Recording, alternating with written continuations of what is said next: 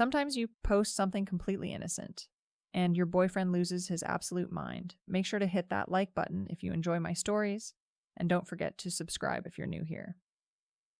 So there I was, 26 years old, scrolling through my phone during my lunch break at this marketing firm downtown, and I see all these motivational quotes from other girls about knowing your worth. You know what I mean? Those aesthetic posts with coffee cups and inspiring captions about not settling for less. I'd been feeling so unappreciated lately. 3 years with Caden, and the man had become this emotionally distant shell who barely looked up from his computer when I walked in the room.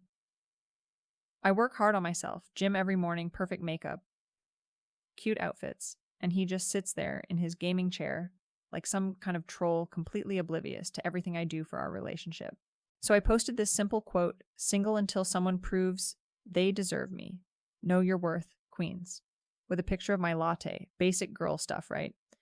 Every woman on Instagram posts things like this. It's about self-empowerment and confidence. But apparently Caden took it as some personal attack on his fragile male ego. Within literally 30 seconds, he comments, "Good luck with that." Can you believe that? Then this pathetic excuse for a man changes his relationship status to happily single and tags me in it. Made it public too, so all our mutual friends could see. My post disappeared faster than I could blink because I was so mortified. My phone started buzzing like crazy with notifications, but I was too embarrassed to even look. Here's what really gets me. Caden had been acting like a complete emotional zombie for weeks. He'd come home from his tech support job, grunt hello, and disappear into his little cave of video games and energy drinks.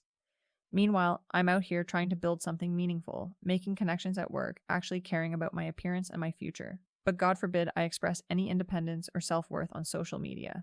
The truth is, I'd been having these amazing conversations with Derek, this new account manager at our company. Finally, someone who actually listened when I talked, who appreciated my ideas and my ambition. We'd grab lunch together sometimes, and he'd actually look at me when I spoke instead of staring at his phone like Caden always did.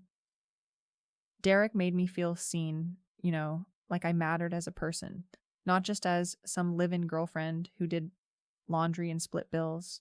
When I got home that evening, Caden was sitting on our couch with his arms crossed, looking like I'd personally destroyed his entire world. "What the hell was that about?" he demanded, and I could see that vein in his forehead that always popped out when he was trying to act tough. "Which part you mean, me posting a motivational quote or you completely humiliating me in front of everyone we know? You told the internet you were single, sailor." "It was just a quote, Caden. Every girl posts stuff like that. You're being so dramatic about nothing." Look, it didn't mean I was actually going to leave him or anything. It was about self-respect and knowing your value. But apparently his insecurity couldn't handle the idea that other people might see me as someone worth pursuing. "Cool," he said in that flat, dead voice he uses when he's trying to sound unbothered. Then neither did my response. I grabbed my purse because I wasn't about to sit there and be lectured by someone who hadn't taken me on a real date in months. "I'm going to stay at Kendra's tonight. Maybe you'll figure out how stupid you're being." The door slammed behind me, and I could practically feel his relief. That's when I knew this man didn't fight for me because he didn't think I was worth fighting for. At Kendra's place, I finally let everything out. 3 years of feeling invisible, 3 years of being taken for granted by someone who treated me like a roommate instead of a girlfriend. Kendra was incredible. She immediately saw how toxic the whole situation was and offered to reach out to Caden on my behalf. "Real men don't act petty on social media," she texted him. "Sailor is devastated. You violated her trust and publicly humiliated her." His response, "Real girlfriends don't pretend to be single online." Can you believe the audacity? Kendra blocked him immediately because clearly he wasn't interested in having a mature conversation about his behavior. Then my mom got involved, calling him 7 times before he finally picked up. I could hear her trying to explain how girls just post things for fun on social media, how it's not that serious. But Caden kept twisting everything, making it sound like I was advertising myself to other men or something equally ridiculous. "She knows where I live if she wants to talk," he told my mom, which was just his way of putting all the emotional labor on me as usual. But here's where things got really ugly. Caden started stalking my social media like some kind of obsessed ex, screenshotting everything and building this whole conspiracy theory about Derek. Just because Derek liked my gym selfies and motivational posts, being a supportive friend, Caden decided there was some grand affair happening. When I texted asking if we could talk like adults, he had the nerve to say, "Sure. Should I invite Derek too, or is this just between us?"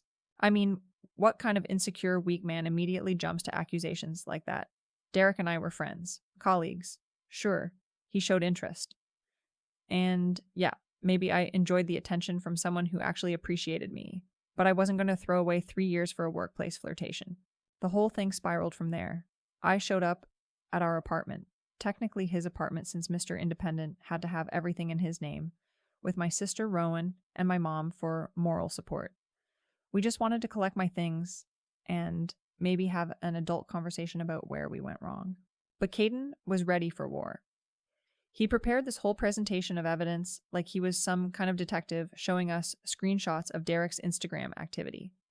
Our text conversations, even LinkedIn messages I didn't know existed. She needs a place to stay until she finds somewhere new. My mom explained, trying to be reasonable. She can't keep sleeping on Kendra's couch. That's unfortunate, Caden said with that smug little smirk he gets when he thinks he's winning an argument. That's when I lost it. Fine, but I'm taking everything I contributed to this place. I went through that apartment like a tornado, taking back everything that was rightfully mine. The coffee maker I bought, the shower curtain, even the batteries from his precious gaming remotes. When I tried to take the PlayStation, which I definitely helped pay for through groceries and other household expenses, he had the nerve to act like I was being unreasonable. As we were leaving with my stuff in garbage bags because I'd forgotten to bring proper boxes, in all the chaos, I turned around and told him exactly what I thought. "You're going to regret this. No one else will put up with your controlling, insecure behavior." "I'll take my chances," he said, and that's when I knew this pathetic excuse for a man was never going to change. But you know what? I was done trying to fix someone who clearly didn't want to grow. Derek had been asking me to get drinks for weeks, and I figured, why not? I deserved to be with someone who actually valued me. Our first date was at this upscale cocktail place downtown, the kind of a sophisticated venue Caden would never think to take me to, because he was too cheap and unimaginative. Derek looked amazing, and his fitted button-down actually put effort into his appearance, unlike some people I knew. The only problem was I couldn't stop thinking about Caden. Not in a good way. More like I kept comparing everything Derek did to how much better it was than what I'd been settling for. Caden never took me to places like this, I found myself saying. He thought anywhere fancier than chain restaurants was pretentious. Derek seemed a little uncomfortable when I showed him some of our old text conversations to prove how controlling Caden had been. Looking back, maybe sharing those private messages wasn't the best idea, but I needed someone to validate that I wasn't crazy for wanting more than what that relationship offered. "Your ex sounds pretty insecure," Derek said, but his tone was weird, like he was judging me instead of supporting me. "He was so threatened by successful men," I explained. "I make decent money, I have ambitions, and he just couldn't handle being with someone who was growing while he stayed stagnant." The conversation kept circling back to Caden, which wasn't really my fault since Derek kept asking about my last relationship. I was just being transparent about what I'd been through. But apparently honesty was too much for him too, because he cut the date short and only paid for his own drinks. I tried to salvage the evening by talking to the bartender, this cute guy named Wade, but he went cold the second I mentioned my situation. Turns out he was Caden's cousin, which was just my luck. Small world, right? The next day I got the most ridiculous LinkedIn message from Derek. He actually apologized to Caden, claiming I'd been pursuing him while we were still together and calling my behavior inappropriate. The betrayal was unreal. Here I thought I'd finally found someone mature enough to handle a real woman, and he throws me under the bus the second things get slightly complicated. But the worst part, he'd been telling people at work that I was some kind of predator, spreading lies about how I'd been hitting on him and complaining about my abusive ex. My reputation at the office started falling apart because of his gossip and exaggerations. Everything kept getting worse. Kendra kicked me out because her roommate came back early from some European trip. My family tried to stage this intervention to get Caden to take me back, but he just kept showing everyone those screenshots like they proved something terrible about me instead of showing how paranoid and controlling he'd been. The final straw was when I showed up at his building hoping we could have one last mature conversation. I'd been crying for hours sitting outside his apartment because I literally had nowhere else to go. When he finally came home and saw me there with my suitcases, I tried to explain how sorry I was, how much I missed what we used to have. "We can talk right here," he said, not even inviting me inside like a decent human being. I tried to tell him about getting evicted, about Derek spreading lies at work, about how everyone was calling me names I won't repeat. I had nowhere else to go, I said. My mom's place is too small. Rowan lives with her boyfriend, and I miss us. You miss free rent, he said, which was just cruel and completely missed the point. That's when I snapped.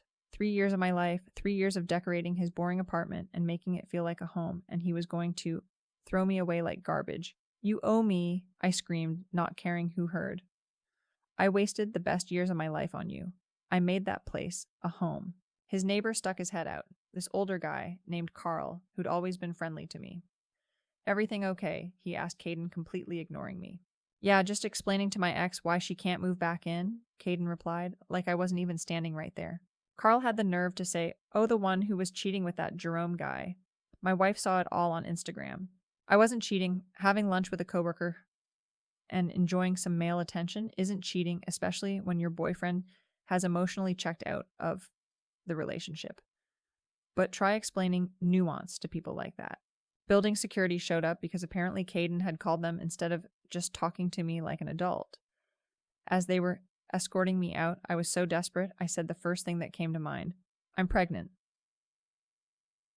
Caden actually laughed. No, you're not. How do you know? Because we haven't had sex in 2 months. You were always too tired or not in the mood. Remember? Yeah. The security guard tried not to smirk, which was humiliating enough.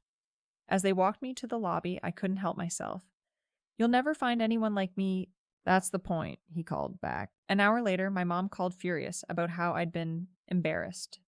She even offered to pay my portion of rent for 3 months if Caden would take me back, which was mortifying, but showed how desperate the situation had become. So you're trying to pay me to date your daughter? Caden asked her. That's really sad. I tried making some social media content about dating after emotional abuse, sharing my story about recognizing red flags and healing from toxic relationships. The videos barely got any views, but it felt good to reclaim my narrative and help other women who might be going through similar situations. My dad, who'd been mostly quiet through all this drama, finally called Caden privately. Apparently, my mom had only told him half the story, because after seeing the screenshots and understanding what really happened, he completely changed his tune. He even apologized to Caden and made some comment about me getting my entitlement from my mother. The final blow came when Kendra cornered me at the grocery store a few weeks later. She looked exhausted and stressed, which honestly served her right for abandoning me when I needed support most. I owe you an apology, she said, which was a start. You've been doing this for years, posting thirst traps, entertaining other guys, then playing victim when boyfriends get upset. I enabled it because you're my friend, but I can't anymore. Between us, I couldn't believe she was turning on me too. But then she dropped the real bomb. Derek wasn't the first while you were together. There were at least 3 others you were texting. You called them your backup plans. Look, having options isn't a crime. Keeping doors open when your relationship is falling apart is just smart planning. But apparently everyone wanted to make me the villain for protecting myself. Kendra also warned me that my mom was planning to show up at Caden's job with some kind of intervention, which was embarrassing enough that I had to talk her out of it. The whole thing was spiraling into this public spectacle when all I'd wanted was for one person to understand my side. The worst part is how well Caden's been doing since we broke up. I heard through mutual acquaintances that he'd started rock climbing, joined some gym, and was dating this girl from his climbing group. She's probably one of those outdoorsy types who thinks she's better than everyone else because she doesn't wear makeup and owns hiking boots. Meanwhile, I lost my job because I'd been missing too much work trying to create content and deal with all the drama. My parents are getting divorced because apparently this whole situation was the last straw in years of my mom enabling my bad behavior. My dad's words, not mine. Kendra changed her locks while I was out, so I came home to find all my stuff on her porch. Even Derek transferred to a different office to avoid me, which was completely unnecessary since I'd moved on from that whole situation anyway. I tried making one last Instagram post about rising from the ashes and being ready for my glow-up era, but someone commented asking if I wasn't just trying to get my ex back last week. I deleted it immediately because clearly people were determined to misunderstand everything I did. It's been about 4 months since everything fell apart, and I'm still trying to rebuild my life. I found a small studio apartment across town, and I'm doing freelance marketing work while I look for something more permanent. The truth is, I probably could have handled some things differently. Maybe I was a little too friendly with Derek while Caden and I were having problems. Maybe posting that quote wasn't the best timing. But at the end of the day, I was just a woman trying to know her worth in a relationship with someone who'd stopped appreciating her. If Caden had been more attentive, more romantic, more willing to fight for what we had, none of this would have happened. Instead, he chose to punish me for wanting more than his scraps of attention. Sometimes I wonder what would have happened if he just deleted that comment, if we talked about it privately like adults. But that's not who he is. Caden always had to be right, always had to have the last word, even if it meant destroying everything we'd built together. I'm not saying I was perfect, but I was real. I was authentic about my feelings and my needs, and apparently that was too much for his fragile ego to handle. Now he gets to play the victim while I'm starting over from scratch, and everyone acts like that's justice somehow. But you know what? I'm still the same person who deserves better than settling for someone's emotional leftovers. I'm still single until someone proves they deserve me, and maybe next time I'll find someone secure enough to handle being with a woman who knows her worth.